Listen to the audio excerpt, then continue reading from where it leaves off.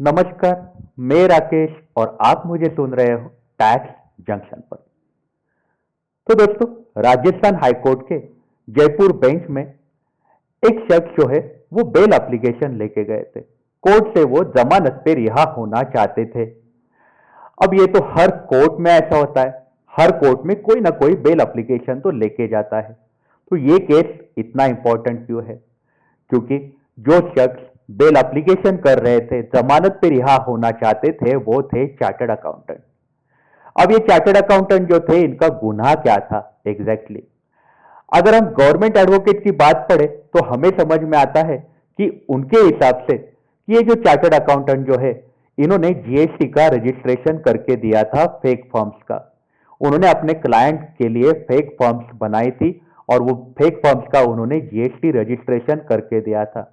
लगभग 11 ऐसी fake forms थी जो एग्जिस्ट ही नहीं करती थी। साथ ही साथ वो अपने क्लाइंट के लिए जीएसटी रिटर्न भी फाइल कर रहे थे और जीएसटी रिटर्न फाइल करके लगभग क्लाइंट ने 146 करोड़ का इनपुट टैक्स क्रेडिट भी क्लेम किया था।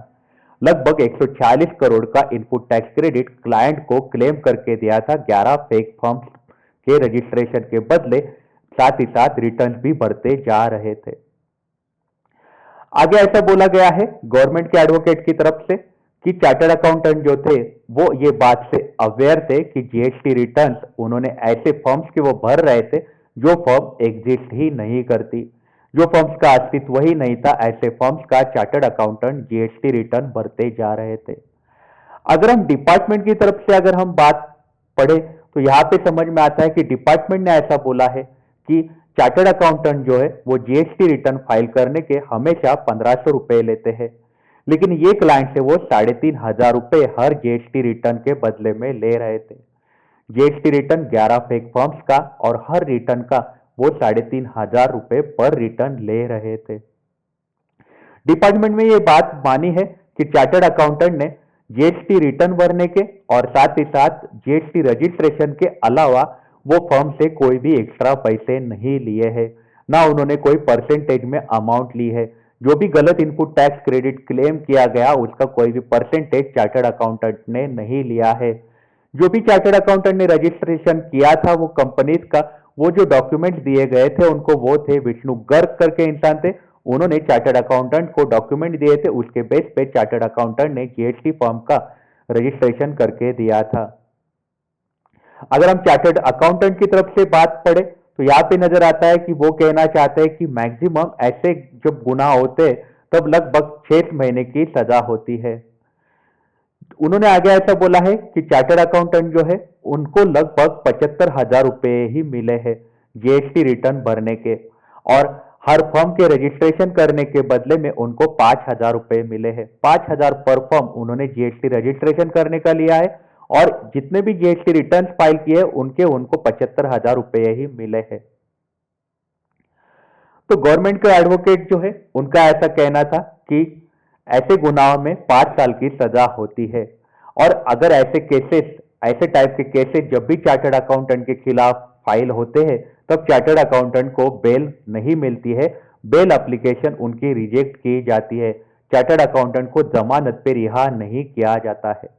तो दोनों पक्ष हमने पढ़े कि जहां पे डिपार्टमेंट का ऐसा कहना है कि चार्टर्ड अकाउंटेंट ने जीएसटी रिटर्न के पैसे लिए हैं, एक्स्ट्रा पैसे लिए हैं और साथ ही साथ जीएसटी रजिस्ट्रेशन करके दिए हैं ऐसे कंपनीज के जो अस्तित्व में नहीं है। गवर्नमेंट के एडवोकेट का भी यहाँ पे कहना है कि उन्होंने ऐसे फेक फर्म्स का रजिस्ट्रेशन किया है जो 11 है, और वो फेक फर्म्स का अस्तित्व उनको मालूम था कि वो अस्तित्व में नहीं है, फिर भी वो उनके लिए रिटर्न भरते जा रहे थे और लगभग 146 करोड़ रुपए का इनपुट टैक्स क्रेडिट वो फर्म्स ने क्लेम किया है, ऐसा गवर्नमेंट एडवोकेट का कहना था। कोर्ट ने दोनों तरफ की बातें सुनी और कोर्ट ने ऐसा बोला कि मैंने दोनों तरफ की बातें सुनी है। हमें ऐसा नजर आता है कि चार्टर्ड अकाउंटेंट जो है वो अभी तक कस्टडी में रहे हैं 1 साल 5 महीना तक। इतना समय तक वो कस्टडी में रह चुके हैं, उनको बच्चा भी है, और सारी बातें हमने सुनी है।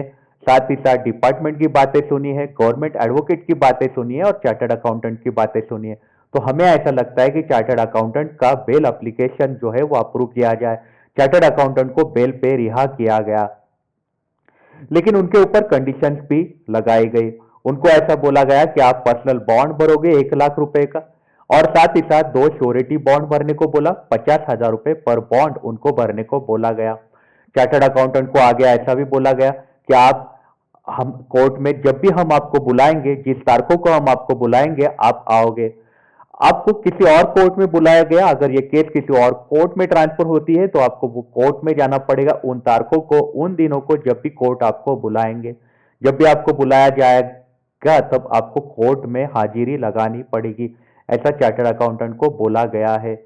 तो चार्टर्ड अकाउंटेंट को बेल तो मिल गई है, लेकिन हमें समझ में आता है कि अगर आप किसी फर्म का रजिस्ट्रेशन कर रहे हो, जीएसटी रजिस्ट्रेशन करके दे रहे हो, और फर्म अगर अस्तित्व में नहीं है तो रिस्क नहीं उठाना चाहिए, ऐसे रिटर्न नहीं भरने चाहिए। अपना प्रेस्टीज और डिग्निटी सीए का बहुत ज्यादा इंपॉर्टेंट होता है।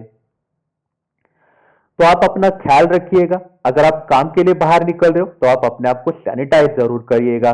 Take care, have a nice day.